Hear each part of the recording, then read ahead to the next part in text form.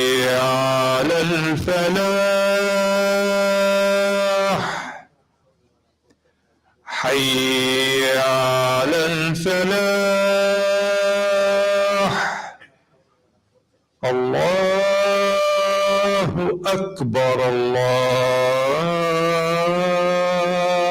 أكبر لا إله إلا الله.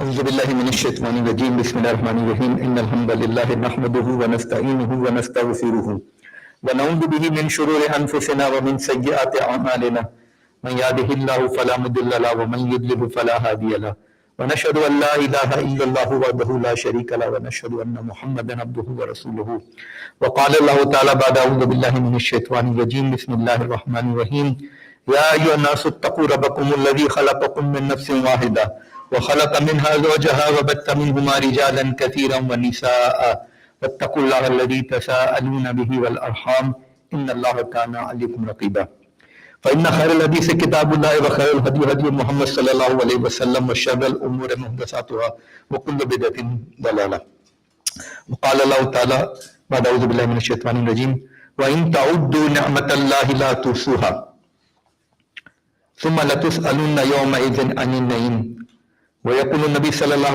عليه وسلم نعمتان مغبوب فيهما كثير من الناس الصحة والفراغ.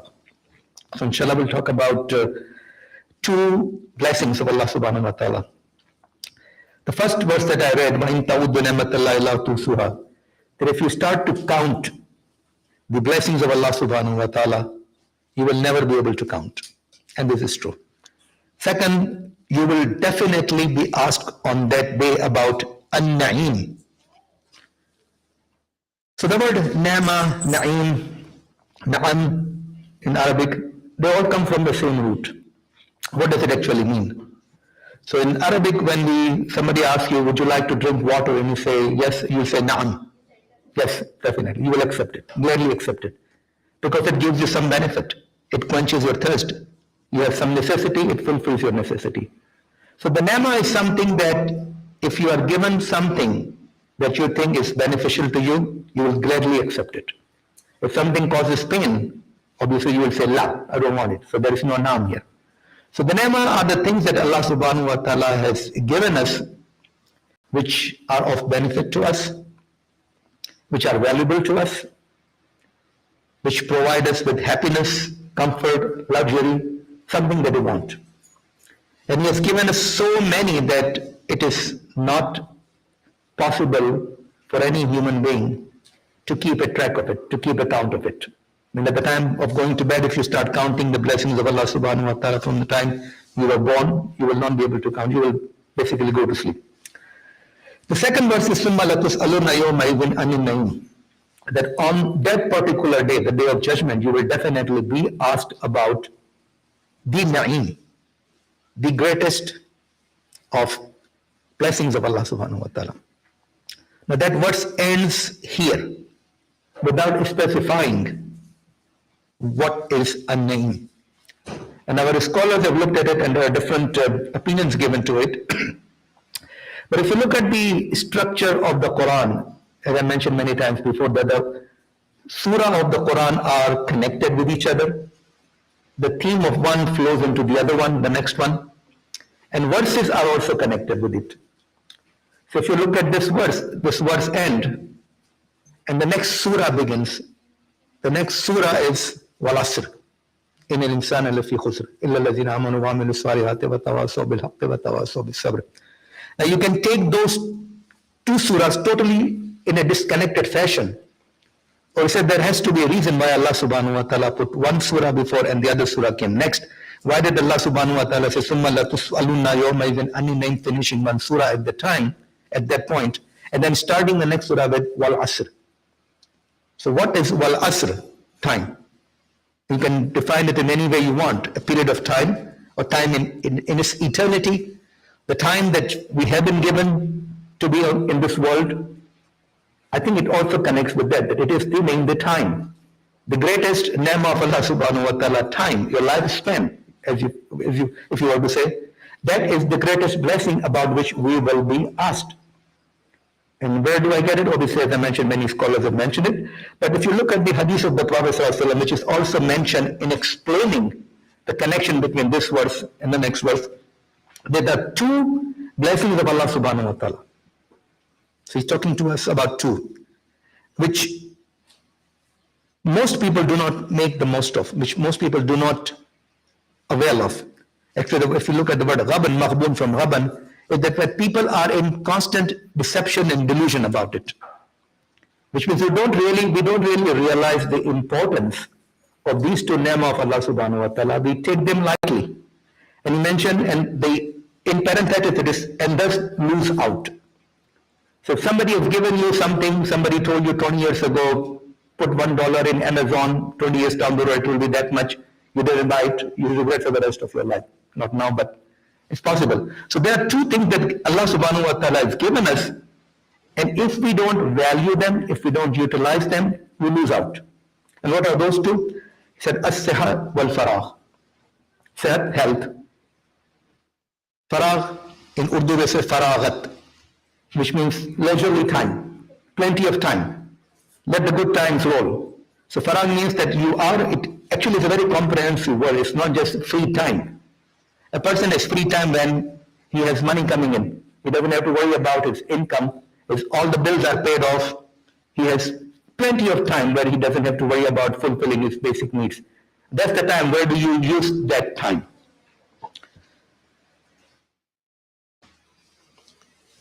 So what are included in that, and I will be quoting from our scholars, but a lot of will waste the time during which they are very healthy without making any benefit of it. And if you buy a very expensive Land Rover with the intention of going hiking or going to mountain or something, but you just keep it in your garage, you're not benefiting from it. You put money into it, but you're not utilizing it. So Seha is Allah subhanahu wa ta'ala has given, and Seha includes physical health, mental health, psychological health, financial health as well. That you have all of this, and still you are not making the best out of it. Your money, you put it under your pillow, it's not growing. You're losing out in that sense. The faragh is ghayr fayda, and his leisure time, his free time, also again without any benefit. And it says sahihul jism ani fi badanihi. So sehat can be a physical health, that Allah subhanahu wa ta'ala has given us full use of all our physical faculties. We are not visually impaired, our hearing is good, our hands are good, we are not stumbling and falling. And believe me, falling, we don't realize it, but as we grow older, if we have not paid attention to our body and our muscles are not strong enough, we fall. If you go to the hospital, there is a falling star sign on every bed. The people who are at risk for falling, it's a big liability for the hospital. In many cases with that we see in the hospitals, somebody falls down, break the hip. My mother fell down, broke her hip, and that was the end of it. So important thing, physical exercise is extremely important. Physical coordination is extremely important. The muscles of the lower extremity, extremely important. Pay attention, join a gym, do something to maintain your body, your fitness. And second is there, he has plenty of time, plenty of luxury, but still he does not use it in what? The fima yuqarribuhu min Allah, something that brings you close to Allah subhanahu wa ta'ala. So you come home early, the masjid is very close to you, you can go to pray Isha, Asr, Maghrib, whatever in time, but you still don't go. You are able to read the Quran, you still don't read the Quran. You can read the hadith and benefit from it, you still don't read it. You can be glued on the television to watch what happened on January 6, 2020, although it's not going to benefit you much, but still we don't find time to read one page of the Quran, one ruku from the Quran, one hadith, something that will benefit us in increasing our religious knowledge. وَفِيمَا يَنْفَعُ فِي الدُّنْيَا. So our scholars do not ignore the dunya as well. Deen and dunya both are extremely important. You have free time, what can you do? start writing. I'm not joking. When you start writing, you start thinking as well. In order to do writing, you have to read something as well. I took a writing course, sort of an informal writing course, and the first instruction was get a pen and a paper and start writing. No matter what you write, but start writing. And as I mentioned, in order to write well, you have to think and you need to read. And Iqra, Allah subhanahu wa ta'ala. In fact, وَإِلْمُهُ إِنْدَ رَبِّي فِي كِتَابٍ. His knowledge is written with Allah subhanahu wa ta'ala in a book. And what does it tell us? Allah doesn't need anything written down. But these are instructions for us: reading, writing, arithmetic, the 3R that used to be there.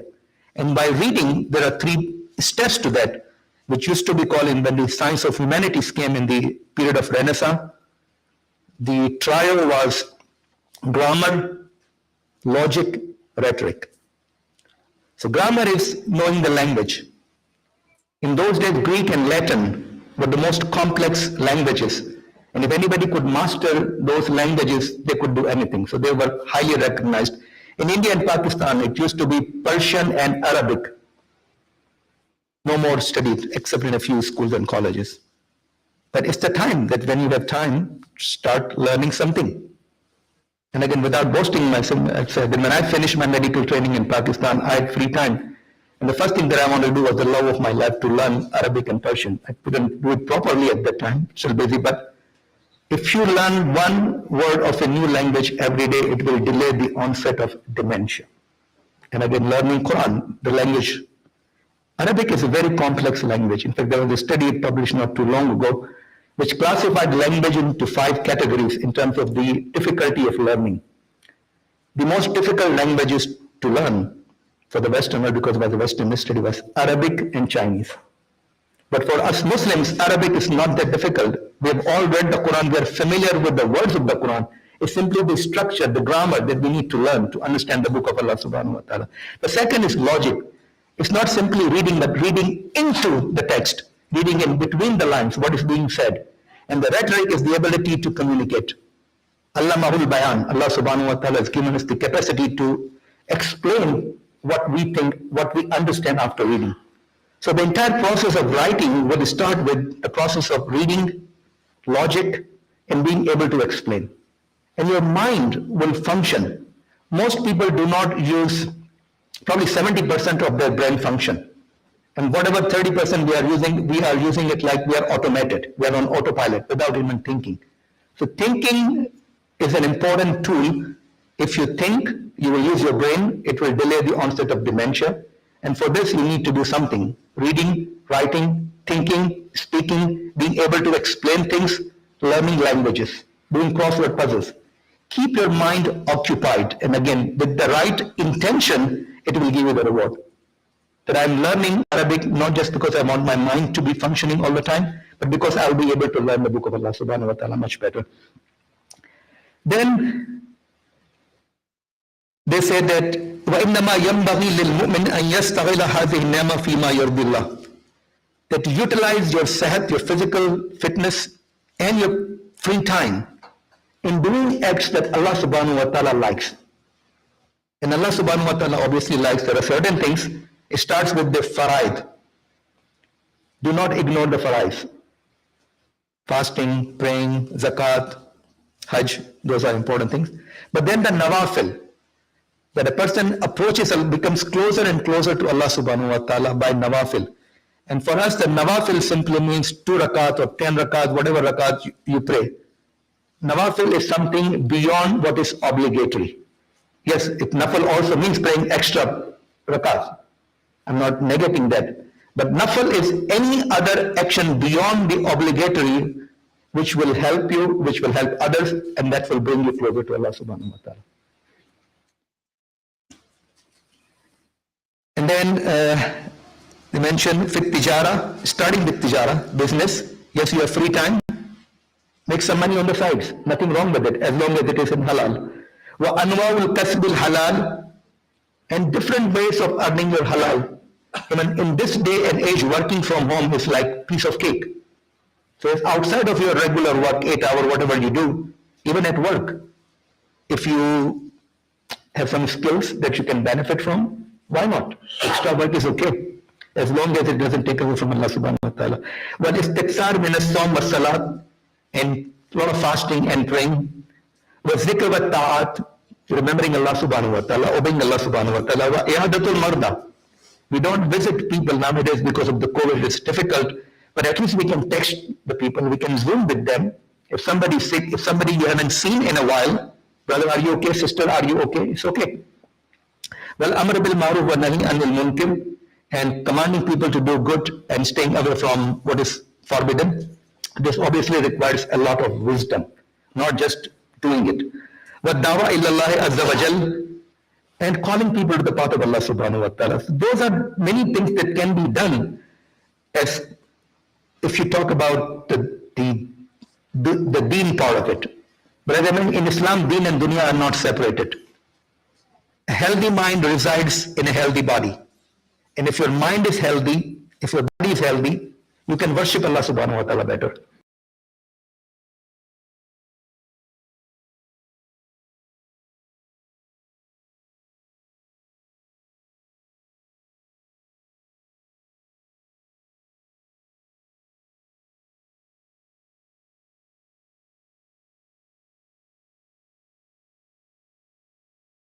Time that I can read something.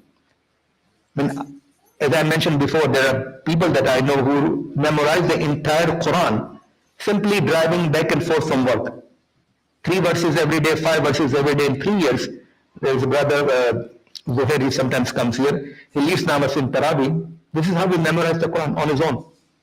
3 to 5 ayah every day driving back and forth. Listen to the lectures. You can learn a lot by listening to the lectures. 8 hours of sleep, now they are saying there's 7 hours of sleep. 8 hours of sleep is probably too much, but you need enough sleep. We do 8 to 10 hours of our work for additional things.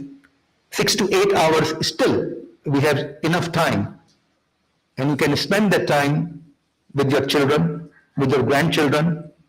If you go out with your children or grandchildren in your backyard without your cell phone and just walk around for 10 minutes every day, it reduces your blood pressure. Scientific study. Then I will break it down into 3 different aspects. One is real utilization of our time. Second, real productivity. And the third, real investment. That's the extra time that we have. So what is real utilization of the extra time that Allah subhanahu wa ta'ala has given? Learn new skills. The hadith said a strong mu'min is better than a weak mu'min. And strong doesn't mean physically strong, that you are a wrestler. Strong in every way. Mentally strong, psychologically strong, physically strong. Learn new skill. There is no end to learning. The day you think that you have learned everything, you are dead. Intellectually dead. Keep going. And Muslims every day must be better than the previous day. If you have not learned something new today, then you are wasted that day. Writing, as I mentioned, just take a time. Speaking courses, especially for people who are involved in the masajid. And I'm going to say something that you may not like it. Compare the usual imams of the masajid with the rabbis and the priests. And look at and compare them very objectively, these communication skills, the depth of knowledge outside of religion, the way they can talk, politically correct, diplomatically correct, and it doesn't come by itself. They go through proper process of learning, formal learning of communication, how to relay your point across without offending somebody, without shouting. Many of our scholars, if they want to emphasize something, they start shouting. We don't need to shout nowadays, we have a microphone here. Your voice can reach. So I think that if I was in a position, I would make it mandatory for every new imam, if I'm hiring somebody, have you attended any course of how to communicate, how to write? These are important things. Nothing personal against anybody and nothing derogatory. And I said you might not like it, but this is what I feel. Real productivity, like side hustle. You're utilizing your time to make money. If you have extra money, you can give more money to your children, to your masjid, to other charities. Nothing wrong in earning extra money. And real investment, I would say, learn wealth management. How to invest your money, how to utilize your money, how to make sure that once you leave this world, your loved ones, your wife, your children are taken care of. These are some of the things that we need to learn as long as when Allah subhanahu wa ta'ala has given us the setup and Allah subhanahu wa ta'ala has given us the health. أقول قولي هذا واستغفر الله لي ولكم ولذكر الله أكبر.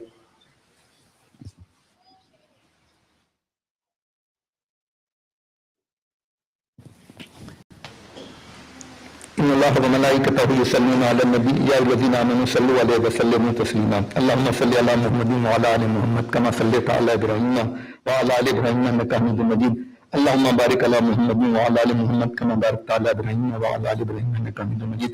And I will end this khutbah by quoting some of the hadiths, but couple of things that I also want to mention is that you can set some goals and say, this is what I want to achieve. And start it. One goal could be you want to learn a new language. You can start any language. Second thing is learn some skill that you are not dependent on others. And I think the biggest drawback, the biggest deficiency that I see in myself is that neither I nor my children have any experience of plumbing. The water leaks in the basement, you're completely stuck. It has happened to us so many times. And sometimes I wish that instead of sending my son to dental school, I would have made him a plumber. It would have been much more productive for him. Now, the amount of money they charge, we had a water leak in the basement over the last Memorial Day weekend. He came and spent like 2-3 hours, charged us $900 and still didn't fix the problem. I don't make $300 an hour. I'm not saying that all of you become plumbers, but shouldn't we learn how to fix our car, change the tire, do the oil change ourselves? Some minor plumbing, handyman sort of things. There's nothing wrong in having new skills. And it's never too late to start. Now the ahadith of the Prophet ﷺ. One is, اِقْتَنِمْ خَمْسًا قَبْلَ خَمْسٍ. Take advantage of 5 things before 5 other things happen. So the opposite of them. First is شَبَابَكَ قَبْلَ حَرْمِكَ. Your youth before you become old. وَصِحَتَكَ قَبْلَ سَقَمِكَ. And your health before you become sick. وَغِنَاكَ قَبْلَ فَقْرِكَ. And your wealth before you become dependent on others. Now, ghina doesn't necessarily mean financial health, also means physical health. And faqr doesn't mean being poor, it also means being dependent on others. وَفَرَاغَكَ قَبْلَ شُغْلِكَ. And your free time before you are occupied with other things.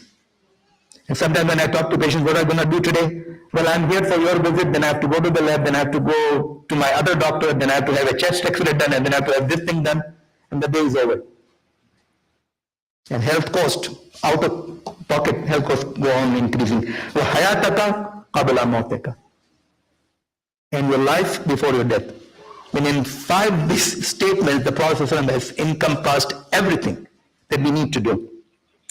Abdullah bin Umar radiallahu ta'ala mentions that أَخَذَ رَسُولُ اللَّهِ صَلَّى اللَّهُ عَلَيْهِ وَسَلَّمْ بِمَنْكَبِهِ. The Prophet ﷺ held me with my shoulders. He put his shoulders on him. It was his way of catching attention. And he said, كُنْ فِي الدُّنْيَا كَأَنَّكَ غَرِيبٌ أَوْ عَابِرِ السَّبِيلِ. Be in this world as if you are a stranger or you're just passing through it. It's a journey. All of us are on a journey. Our life begins, you can argue, the life begins at the time of conception, at 120 days in our mother's womb when the angels come, at birth, at the age of 40, or it can begin at any time, and it can end at any time. So there are basically 2 points, the starting of life and the ending of life. This is our journey. And when our children start going to college, they are starting a new journey of their life. How worried we are. There is a beautiful dua, if you can memorize it. Allahumma anta sahibu fi safar. Oh Allah, you are my companion in the journey. In our entire journey, our children's journey through their college, or through school, our journey, my journey from here to my home, what could happen to me? I don't know. Allahumma anta sahibu fi safar wal khalifatu fil mali wal ali wal balad. And if I am on journey or if I am on another journey, then you take care of mal, ahal and balad. My wealth, whatever I'm leaving behind, my family, my children. Only Allah can take care of it. No one else can guarantee it. And then Ibn Umar radiallahu ta'ala, he says, and I will end this khutbah inshallah, that إِذَا أَمْسَيْتَ فَلَا تَنْتَظِرِ الصَّبَاحَ. When the night comes, when you go to bed, don't expect that you will be waking up the next morning. Many people don't wake up. Allah subhanahu wa ta'ala takes our souls when we are sleeping. For those who are still going to be alive, the souls are returned to them when they wake up.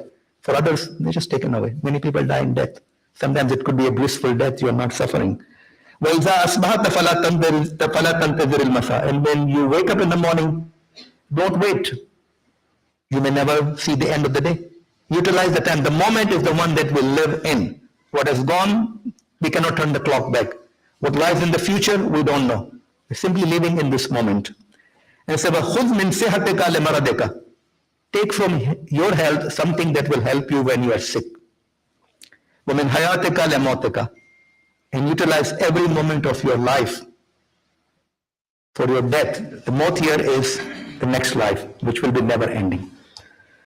There's a lot to say, but I don't have the time. Brother Ijaz sent me an email to make dua. One is Sister Zakia Waheed, who was the mother of Fahim and Farif Siddiqui. She passed away on June 11th. And then the uncle of Rabia Begum, Muhammad Zahir, passed away on June 13th. Allahumma اغفر لهم اللهم اغفر لهم وارحمهم وادخلهم في جنة الفردوس اللهم أعذهم من عذاب القبر ومن عذاب النار. May Allah subhanahu wa ta'ala widen their grave. May Allah subhanahu wa ta'ala make it easy for them, whatever happens in the qabr. May Allah subhanahu wa ta'ala raise them on the day of judgment among the Salihin and give them a place in the highest level of Jannah within Anbiya, Shuhada, Siddiqeen and Salihin. May Allah subhanahu wa ta'ala give plenty of sabr to their families. إن الله يأمر بالعدل والإحسان وإيتاء ذي القربى وينهى عن الفحشاء والمنكر والبغي يعظكم لعلكم تذكرون وأقيموا الصلاة.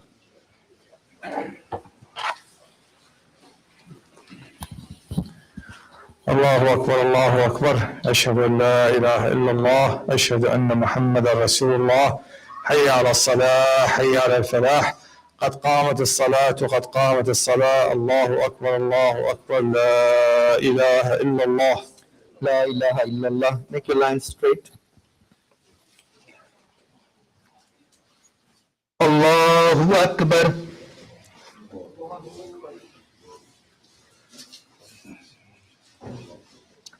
الحمد لله رب العالمين الرحمن الرحيم مالك يوم الدين